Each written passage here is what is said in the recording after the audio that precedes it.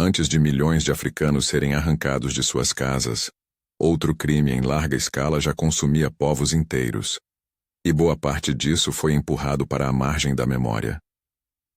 A violência contra comunidades indígenas nas primeiras décadas e séculos após o contato europeu não foi um episódio isolado. Foi um conjunto de práticas sistemáticas de expropriação de corpos, trabalho e territórios, muitas vezes reguladas por estruturas legais e legitimadas por discursos culturais. E mesmo assim, quando abrimos a história oficial, essa parte costuma estar sombria, fragmentada ou simplesmente ausente. Este vídeo busca iluminar esse capítulo esquecido. Como, por meio de guerras, raids, coerção econômica e arranjos institucionais, comunidades indígenas foram forçadas ao trabalho e à servidão, em muitos lugares, antes e paralelamente ao tráfico atlântico de africanos. Vamos percorrer os mecanismos, as consequências e as razões desse silêncio. Se essa investigação interessa a você, curta o vídeo e siga o canal para mais conteúdo histórico como este. Logo após o primeiro contato entre europeus e populações nativas, duas necessidades imediatas se impuseram para os colonizadores: controle territorial e mão de obra. Explorar recursos, madeira, ouro, açúcar, peles, exigia corpos para extrair, transportar e plantar. Fortes e assentamentos precisavam ser mantidos. A solução que se apresentou, em diferentes regiões, foi a apropriação direta do trabalho indígena. Essa apropriação tomou formas variadas, desde a captura em conflitos, até sistemas que tentavam formalizar o acesso à força de trabalho, como a encomienda e o repartimento. Termos que apareceram nas colônias espanholas e que, de maneiras diversas, significavam a atribuição de grupos indígenas a colonos, ostensivamente em troca de proteção e instrução religiosa, mas frequentemente resultando em trabalho compulsório e abusos. Em outras áreas, práticas análogas surgiram sem o mesmo rótulo formal, sempre com a mesma lógica de extrair trabalho através da coerção. Mas como isso acontecia na prática? Registros históricos descrevem uma pluralidade de mecanismos. Havia campanhas militares planejadas para capturar pessoas, raids realizados por colonos e mercenários destinados a levar cativos para trabalho, sistemas de multas e tributos que terminavam em obrigações laborais quando uma comunidade não podia cumprir a cobrança, formas de contratação mascaradas por acordos econômicos que, na realidade, ofereciam poucas alternativas reais. Autoridades coloniais muitas vezes sancionavam ou toleravam essas práticas, criando um fluxo de mão de obra que alimentava plantações, minas e empreendimentos de colonos. Fontes coloniais apontam para uma dinâmica em que a violência e a burocracia se entrelaçavam. A força física das armas acompanhada pela força simbólica de ordens, registros e sentenças que legitimavam o trabalho forçado. Imagine uma aldeia costeira que começou a desaparecer em questão de anos. Jovens levados como cativos para trabalhar em solo distante, anciãos isolados e famílias pressionadas a migrar para territórios menos férteis. Essa imagem não é uma história singular. É um padrão repetido em várias regiões, variando em grau e forma conforme o contexto local. Em muitos relatos, as capturas ocorriam em contextos de conflito aberto. Em outros, eram resultado de pressões econômicas contínuas que desestruturavam modos de subsistência. Em alguns lugares, etnias inteiras tiveram sua coesão social rompida, com líderes tradicionais substituídos por autoridades coloniais ou líderes cooptados. As consequências humanas foram profundas e multifacetadas. Primeiro, houve deslocamento. Aldeias foram esvaziadas ou forçadas a se reagrupar em lugares menos propícios à sobrevivência.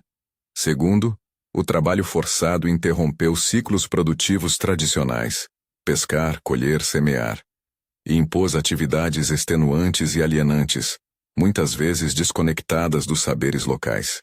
Terceiro, a combinação de trabalho pesado, conflitos e a introdução de doenças trouxe uma mortalidade elevada, que em alguns contextos levou a um colapso demográfico. Aqui é preciso cuidado. Não há consenso em números precisos universalmente válidos para todas as regiões. Então é importante afirmar com cautela que registros coloniais e estudos históricos apontam para uma queda demográfica acentuada em muitas áreas, sem atribuir cifras absolutas onde elas não existem. Além da perda de vidas, houve perda cultural e linguística.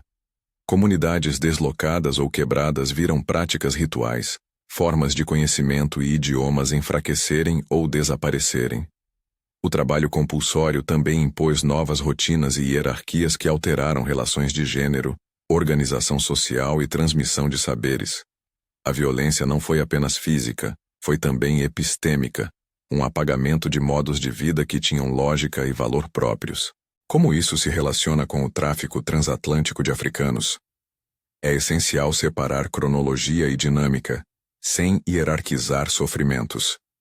Em muitos lugares, a escravização indígena começou imediatamente após o contato. Em outros, ela coabituou com a importação de africanos, que mais tarde viria a se transformar em um sistema massivo e transcontinental. A chegada de africanos como força de trabalho foi motivada por uma combinação de fatores: demanda crescente, esgotamento relativo de algumas populações indígenas, redes comerciais atlânticas e percepções sobre resistência à doença e aptidão para trabalhos extenuantes. Em consequência, em algumas regiões coloniais, houve uma transição parcial, onde trabalhadores indígenas foram substituídos ou complementados por africanos escravizados. Em outras áreas, a coerção sobre indígenas continuou sendo central. Importante: discutir precedência cronológica ou diferença de dinâmica não é disputar quem sofreu mais. Ambos os processos, escravização indígena e tráfico africano, produziram sofrimentos massivos e duradouros. Nosso papel, como investigadores e cidadãos, é compreender essa complexidade para que a memória seja mais completa e mais justa. Há também uma dimensão legal e religiosa que merece atenção. Documentos coloniais, sermões e ordens administrativas muitas vezes tentaram enquadrar a escravidão indígena dentro de uma linguagem de tutela, catequese ou controle social. Em alguns casos, discursos religiosos foram articulados para justificar a submissão e a conversão, apresentando-se como um bem maior que cabia aos colonizadores oferecer. Em outros, autoridades civis estabeleceram regimes de tributação e punição que transformavam resistência em crime. Ao mesmo tempo, ocorreram debates entre missionários, juristas e autoridades sobre limites morais e legais dessas práticas. Há registros que mostram tensões, vozes que criticavam abusos e vozes que os defendiam em nome da ordem e da economia. Quando não há um consenso claro nas fontes, o que se vê é a existência de um campo de disputa, onde interesses econômicos e justificativas ideológicas se sobrepuseram. E por que essa história foi tantas vezes apagada ou minimizada? Existem várias razões interligadas. Narrativas fundadoras de muitas nações coloniais tendem a celebrar o descobrimento e a construção do Estado, trama na qual a presença indígena inconveniente, que resistia, que contestava as novas ordens, foi enquadrada como um obstáculo a ser superado. Interesses econômicos posteriores também favoreceram a ocultação. Reconhecer processos sistemáticos de apropriação e trabalho forçado implicaria revisar heranças materiais e simbólicas.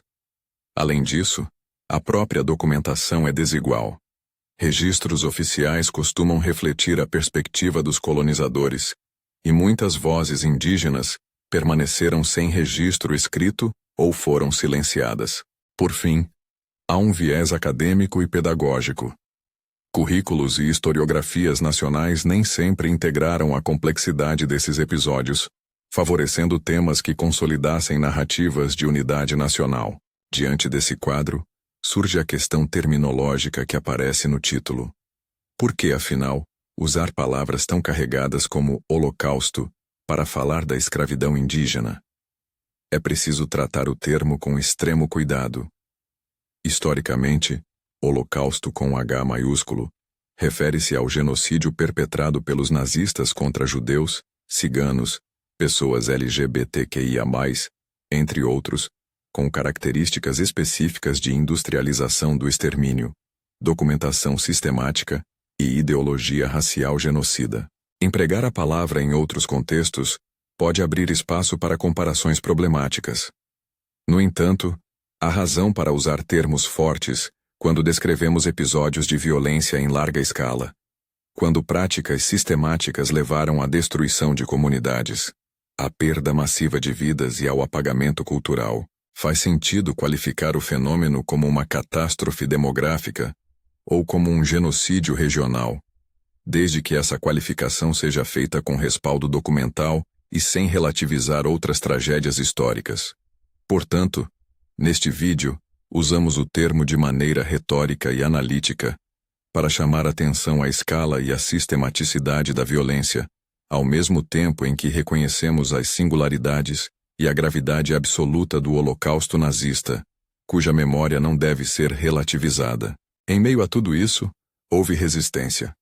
Comunidades indígenas fogem, rechaçam ataques, formam alianças com outros grupos, sabotam empreendimentos coloniais e preservam práticas culturais mesmo sob pressão. A resistência assume múltiplas formas: fuga, negociação, adaptação cultural e, onde possível, revoltas abertas. Esses episódios demonstram que as populações indígenas não foram meras vítimas passivas. Foram agentes que lutaram por sobrevivência e por dignidade.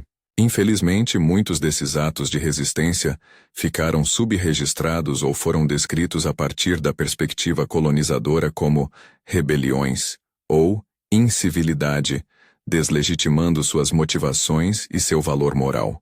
Chega-se então ao ponto moral mais agudo desta narrativa. O apagamento não é um acidente da história, é um efeito da confluência entre poder, interesse e memória seletiva. Quando não lembramos, não prestamos contas. Quando não reconhecemos, perpetuamos invisibilidades que moldam o presente, na forma de desigualdades, de descaso com demandas de reparação ou de apropriação cultural contínua. Lembrar não é competir por sofrimento. É ampliar a compreensão do passado para que possamos, como sociedade, reconhecer injustiças e buscar formas de reparação simbólica, política e cultural. O que podemos efetivamente fazer agora? Primeiro, escutar. Buscar os trabalhos de historiadores, antropólogos e das próprias comunidades indígenas que preservam memórias orais e práticas culturais. Segundo, incluir essas narrativas em espaços de ensino e debate público, museus, escolas, mídias. Terceiro, apoiar iniciativas locais de memória e de preservação cultural, quando existirem, sem instrumentalizar essas ações para agendas alheias às comunidades.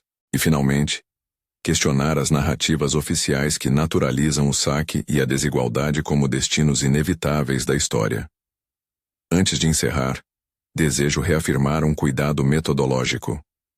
Em inúmeros pontos, a documentação é fragmentária e os estudos ainda trabalham para desenhar um panorama mais completo e fundamentado. Onde há lacunas ou incertezas, este vídeo sinaliza que as afirmações são fruto de síntese de fontes diversas e de interpretações históricas. Detalhes precisos, datas, números e nomes específicos exigem consulta às pesquisas originais. Para quem quiser aprofundar, há indicações de leitura e arquivos na descrição do vídeo. A memória pode ser uma forma de reparação moral. Recontar essas histórias com rigor e empatia é uma maneira de devolver nome às vidas que foram apagadas, de reconhecer feridas que permanecem abertas e de construir um presente que respeite a dignidade de quem sobreviveu e de seus descendentes. Nós não recuperaremos o que foi perdido, mas podemos salvar do esquecimento as narrativas que ajudam a compreender por que o mundo é como é, e a responsabilizar-nos por melhores próximas etapas. Se este conteúdo ressoou com você, compartilhe este vídeo com alguém que se interesse por história e justiça. Consulte a descrição para a lista de fontes e leituras recomendadas. Elas foram compiladas para quem quiser verificar documentos e aprofundar o tema. Apoie iniciativas de preservação da memória indígena em sua região E mantenha o diálogo aberto sobre como lembrar sem instrumentalizar. Obrigado por acompanhar esta investigação. Há muito ainda por pesquisar e por ouvir. Que essa reflexão sirva para ampliar nossa compreensão e nossa obrigação ética de lembrar.